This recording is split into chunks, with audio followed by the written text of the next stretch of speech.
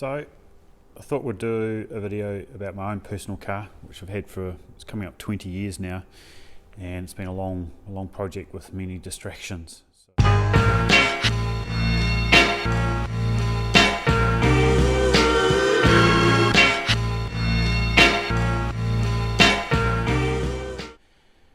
It's at its final stages, which is awesome for myself. It's been so much work gone into it and so much stalling with the work as well, just sort of like interruptions and distractions with other vehicles like the pickup and stuff like that. But very close to getting it legal. We're literally sort of like a couple of weeks away as of September 2020, so very happy about that. And the end result has been pretty good. It performs really well in the wee sort of drives we have had in it, and quite happy with how it sort of turned out. I must stress it's not a show car. Some things are done to a nice high standard, some things are just done to make it work, but never shabby, never sort of half-assed, but just it's never intended to sort of win shows for shiny and stuff like that. It's actually meant to be a sort of a car that was always going to perform well, and also be a bit of a learning learning exercise along the way, with a few sort of technical things that we've put into it. So I learnt, and then we sort of convey, use that information on other vehicles that we do, and just learn about cars in general, especially with the suspension.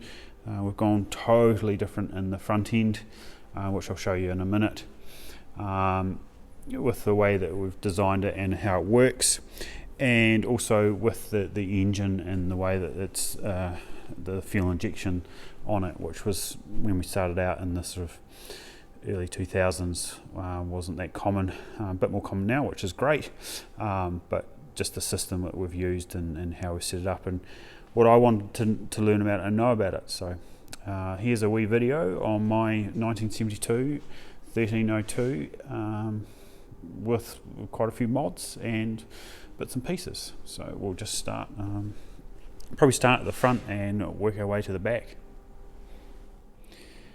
So here's basically the front, as mentioned before. What the sort of subtlety of this car is, what we really wanted to do is actually that the guards have all been widened by about 50 millimeters each side. So you can kind of see right up here, if you look at a standard car, this gap here is quite a lot wider. It's not so easy to see just the car sort of sitting by itself, but once you sort of match it up to another car, a 1302 or 1500 of a similar year, you'll notice that this gap is it's basically a finger's width in here. So it was a really nice subtle guard widening exercise that we got done, and really happy with the result. How it was done was actually we used another set of guards, bolted them on, cut them 50 millimeters off, and then put the other guards onto that 50 millimeters. So it's nice smooth transition over the top of the guard, and it looks really subtle, and you kind of only really notice, or you really notice once it's up against another car. So you can sort of see the rear there and the gap through here, as opposed to, say, it's a 1303, it's a bit harder to tell on that one, but yeah, it is a lot wider, and the running board kind of looks a little bit smaller in comparison to a stock running board now that the guards have been widened. The reason we widened the guards is because we were planning on running some wider wheels, and also to accommodate the new suspension setup. So there was a sort of practical reason as well, not just for the subtle aesthetics. What the flow and effect of that meant is that the front bumper had to be modified. You can probably see some sanding marks in there, because the front bumper was now too narrow for the car. So we've gotten a new bumper and actually just sort of had it fettled out and expanded so it fits the profile of the car, to try and make it look stock again. But that bumper has had some manipulation through here to sort of bring it out. Otherwise it used to sort of finish about here, and it looked a bit odd. So All the original bolt holes still line up, so that looks really good. And same again on the rear.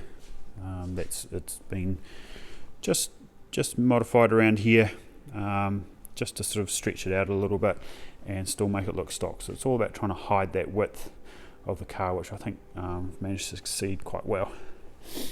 So there, just getting back to the, I know I said I'd start on the front of the cars, keep creeping around to the back. So the colour, a lot of people ask us about the colour. It's pretty close to the original colour of the car, but it what was called in the wee chip, what they call chip that we selected, or I selected. It's an Italian fleet colour, which I sort of came back to. It was actually the Italian police green that they have, because they have sort of like a green and white car. So that's what the colour is. Right, so here's the sort of start of it, and instead of the front end. Fueling system's a bit different because it's fuel injected. So we've got the stock tank, excuse that big coil of rubber, that's for another thing. And then we've got what we call like a wee surge tank just down here, which is constantly full of fuel through the inlet here. And then there's a breather coming out of the top to the top of the tank up there. And then this line here comes obviously to the fuel pump, which then goes through some fuel lines in through the tunnel of the car. So it's got the high pressure pump here. And then you'll see this other line coming back here.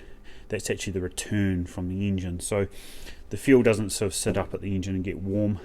It's constantly in circulation through the car, and eventually all these lines and everything keep it a little bit cooler, rather than some systems that just throw the fuel at the engine. It just sits there until it's consumed, and that can get a bit hot. So that's the sort of modification to this end, is that we've got the fuel lines going through the car. There's nothing modified about the fuel tank at all to run this system. This is just a line coming off it. We'll obviously have drilled a wee hole in there. And you'll also probably note that this wheel well here, which comes on 1302s where the front tyre lies flat, you'll see a weld mark around there. That's because it's actually been raised up a little bit to accommodate the front suspension, which I'll get onto in a minute. And also there's a service panel here that can be unbolted.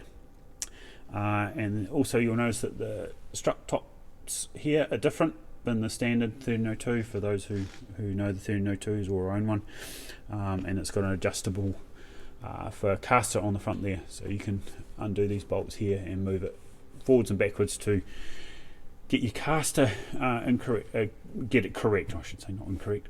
So get it correct, and has some adjustability there. The other adjustments for, say, camber, which is the wheels tilt in, are all done with the arms, and also the adjuster on the shock to hub, more traditional style. So yeah, that's the sort of front end from there, and I'll move on to the front suspension. Okay, so I've jacked up the car on one side and removed the wheel, which was pretty obvious here. We've got some Porsche brakes on it. That was a bit of a no-brainer because of obviously the sort of relationship between VW and Porsche. They're readily available, relatively well priced, and the fitment is normally pretty similar when you're dealing with components. A lot of things are common, a lot of things are close, so you can work like that. So these particular brake systems off the Porsche 968, which is sort of like the continuation of the 944s, which was their sort of 2.5 and 3 litre and 2.7 3 litre 4-cylinder front engine car. So we've got some effectively Brembo calipers, because Porsche get them made for them, and a very large rotor with the venter in the centre there.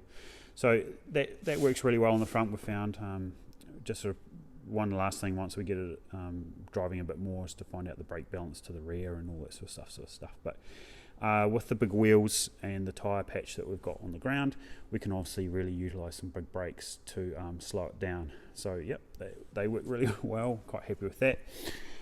Just bring it around. Sorry, I'm just grolling around on the floor here. Get around.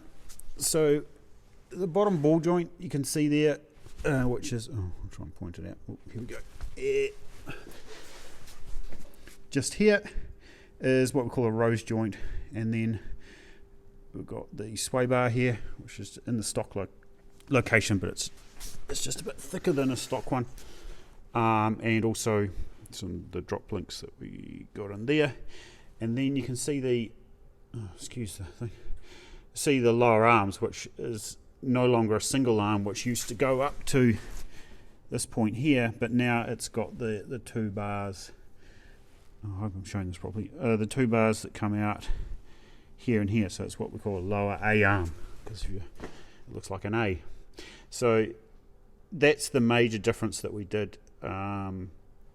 For more control, to have an independent sway bar, because normally use the sway bar as a stress link, and then also we could place the wheel in its geometry and get some anti-dive sort of put in, and we can play around with massive amounts of adjustments, because we can adjust the camber through all the rose joints, and also up on the standard joint there, which is actually using what's left of, but hardly of, a Mark 1 Golf front strut, would you believe?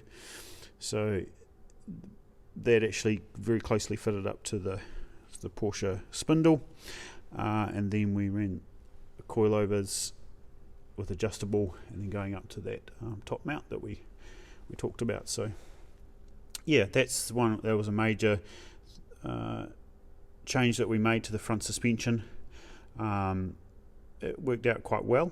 In the end, it sort of behaves very, very neutral, which is what we're aiming for, in the way that it just does everything you want without having some weird quirks or dives or sort of massive feedback through the steering. So we're very happy with that. There's a lot of work that went into it, and a lot of changes and so on to get to this point, and also we managed to get the bump steer pretty good, because obviously the steering changed, so they're all in there. And that's the reason why that spare wheel well was cut, is because we had to do some changes up in here, including a master cylinder change and everything, which is on the other side, being a right-hand drive vehicle. Just going to move it around to here. You can see those fuel lines that we looked at from the top. That's them going through the body, some fuel hoses into some AN fittings, and then that goes through the centre of the body, which is a nice way of doing it. It's nice and tidy and out of the way. So yep, that's the front suspension on this. With the interior, it's actually just pretty stock. You've just got stock seating there. We've got the carpet redone we've managed to find some really good used mats. Got the vintage speed shifter, of course, flat 4 steering wheel. The only thing that's kind of changed bodywork wise is that we've got these 3 gauges in here. We blocked off the existing radio panel and put in some Porsche 944 gauges, which will tell us the time, because I think that's quite good. No, I don't really want to know the amperage. Oil pressure, which is a bit of a good one, and oil temp. And then later on we went to a USB connection, because in the 2000s I don't even know what a USB connection is, but now it's 2020, we all need one. So I managed to find a USB connector here, but with the addition of, once it's powered up, it displays, it actually displays a voltage thing in digital there, so it was a bit of an all-win. So I was quite happy with that. Then we also put in a excuse the camera thing here, one of those sort of traditional sort of style seats, which is sort of similar one that would have come out in an early 911. So it's quite sort of period for the car. It's comfortable. It doesn't look out of place. It's got the nice side bolsters on it and so on. So yeah, it's quite good. And the back's pretty standard as well. Just been reupholstered. All the door cards are all the same ones that came with the car, and a new head lining. Managed to find some pop outs, so we put those in, and that was all pretty good. You can also see, you may have seen it before, that cable, which is got a random sort of serial port cable coming into an adapter and then a wee USB plug. That's to allow us to tune the engine with the laptop, because obviously it's got fuel injection, so we've run a permanent cable all the way down back to the computer in the back, so that's how we access that. And right, this is just in the back seat. You can see the back seat there. And in the back, that's the computer that runs the engine, basically. It's Microtech, which is an Australian company. Yeah, pretty simple to operate. Focus. It's locally supported, which was a big thing for us. And yeah, it seems to work a treat. It has all the sensors and everything we need in it. And yeah, just pretty simple sort of ECU setup for engines. They're quite well known for their rotary engine management. They seem to be sort of leaders in that. But it's just a nice alternative to, say, the other systems out there available. But yeah, like I say, I bought that way back in 2003, so it's getting on a wee bit now, but it has been super reliable, and like I say, the local backup and assistance has been really good, which is a big thing. So yeah, that's just tucked away in the corner there. I think it's just velcroed to the carpet, so it works well. And right, so we've made our way to the back here. Here's the sort of part that a lot of people were interested in, and was sort of the major thing for the car. Obviously, the engine always seems to be, but what we ended up using is a Type 4 engine, which comes in the later Kombis as the base, the sort of the engine setup. So they come in 17, 18, and 2 litre variants from the factory. So we started with one of those cases, and then it changed it basically. We put a larger crank and some larger piston and barrels on it. So that brought the literage up to 2.5 and 33 cc's. I don't know how to say that off the tongue very easily. 2, 5, 33 cc's. So 2.5 litre basically. So that's got quite a large piston in it, and sort of a larger crank. Not a massive crankshaft, but quite a large piston, 103mm piston, which is quite a lot over the standard, say 94 you get in a 2 litre Kombi. So that gets us to that literage. Here you can see some of the injection system we've got, which is sort of the hardware. Is a lot of it is actually CB performance. So you've got your throttle bodies here. Much like in the pickup, in fact they're identical. Your throttle position sensor and your injectors on the side there. The distributor is actually out of a Toyota 4AGE like Corolla setup, so it just worked well, and that has the pickups. That's all it does, is it tells the computer where the engine's at and how fast it's spinning. What we did with that is actually cut off the bottom of the Toyota one and welded on and grafted the VW end on it, so it went into the engine and got driven. So it was that simple. So far it's been really reliable and exact, and done everything we want, and got one of the good friend to spin up a wee cap for it. Otherwise it would, in the Toyota actually has ignition leads coming out of it, but we're not using that. So we cap on it, and yeah, good to go. I was really happy with that result. Nice and tidy, tucked away and everything. Because we're not using this is the actual distributor, we're using what we call a wasted spark system. So we've got 2 coils which fire alternately and fire 2 cylinders at once. So with the timing being the way it is, it's firing also on an exhaust stroke. So that's a wasted spark. The spark's not effectively doing anything. Or if you're one of the other manufacturers like Alpha, they call it emissions cleaning. It's trying to burn all that unburnt fuel in the exhaust stroke, but that's just marketing. So that's basically it. It seems to run fine. We've got it running recently, and an initial sort of setup. Once that was done, it worked a treat.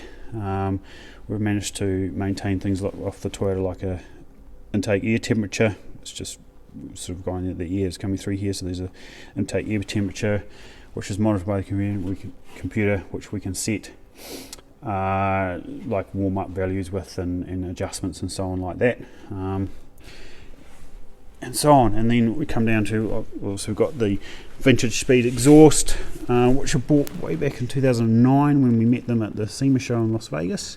This was actually the display exhaust at that SEMA show.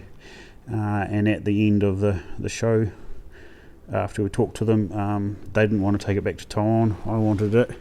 So we owned it and brought it back here to New Zealand. So yep, that's actually the SEMA show exhaust, which is a pretty cool story, and also how we met up with Vintage Speedway back in the day. The headers are just, we've made them in-house here. We've got them as equal length as we can, and that's why they do those strange loops around like that, to make them equal length. They work pretty well and do the treat really. Obviously we've foregone a heater, but we've got sort of modern cars that we take on cold days, whatever. We're not really planning on doing this on wet, frosty days all the time. Otherwise I'll just wear a jacket. So yeah, it's the stock rocker covers of using this. You know, nothing. It's not always sort of super fandangly and special. There's the engine, probably the odd oil leak if we've been using it. Yeah, so that's that, and I'll just walk around to the other side and show you the cooler setup. Right, when I said cooler setup, I wasn't meaning like that, the cool kid at school. I was actually meaning oil cooler. So there's the oil filter setup, you can see it here, and then we've got some dry locks, which means you can undo them and they don't spill everywhere in case we have to take the engine out or anything like that. It's sort of just a bit of foresight.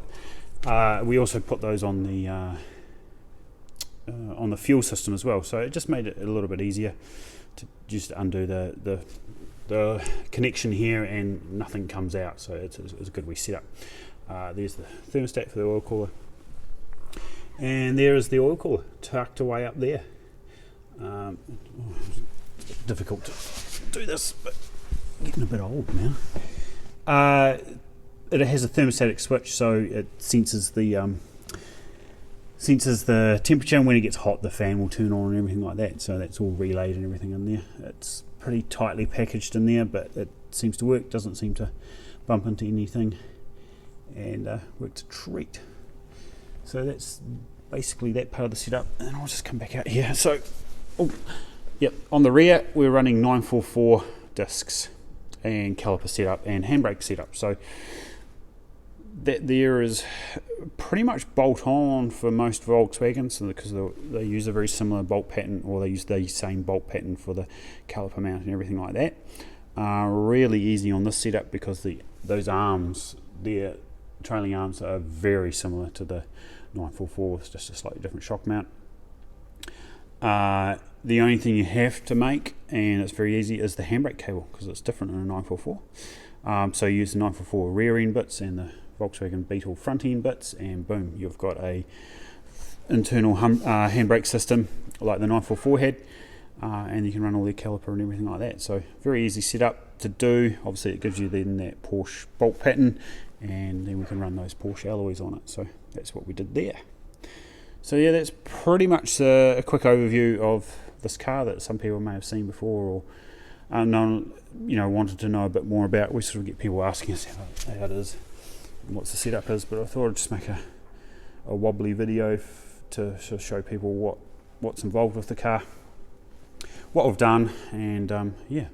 If there's anything more you want to know about the car, obviously I'm more than happy to talk about my own car. That's just a fact of life.